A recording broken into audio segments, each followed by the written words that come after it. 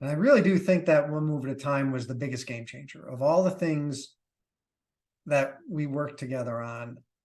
I saw the biggest change Yeah, in his climbing when he kind of really began practicing that and got a lot of those under his belt.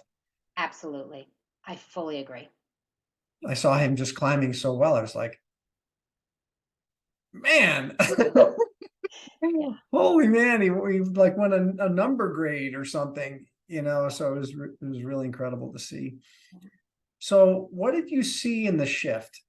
Like, because I think it's important for coaches, for parents, for athletes to realize that it's a different thing to work on your finger strength. It's a different thing to work on your technique. It's a different thing to work on how strong you are versus mentally preparing for your best athletic performance. Yeah.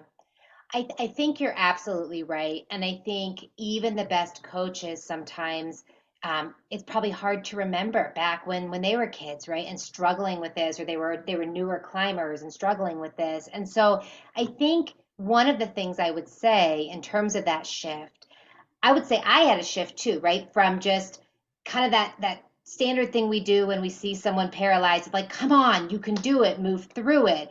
Come on, right? Like kind of that just encouragement, but it's encouragement without concrete skills attached. And it just perpetuates that cycle. But instead, I could even shift to say, all right, buddy, remember those things you worked on with Dawn, right? Remember, one move at a time, or we're driving over to the competition, and instead of the narrative being, all right, let's not do the paralyzing thing again, right? Let's push through it.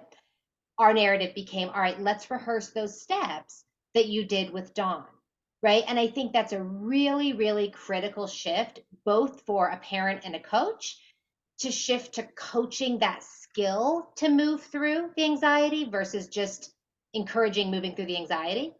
And it's a skill for the athlete, right? Instead of the athlete to say, all right, I'm not going to do that this time. I'm not going to freeze up. I'm just going to go for it, which doesn't really work, right? To the narrative of, okay, I know my skills, right? I can rehearse, I can do my one move at a time. So I think that's the shift as well. It's an empowering shift. It gives you something to do versus just kind of that inadvertent, almost self-shaming of like, oh, why did I do that again, right?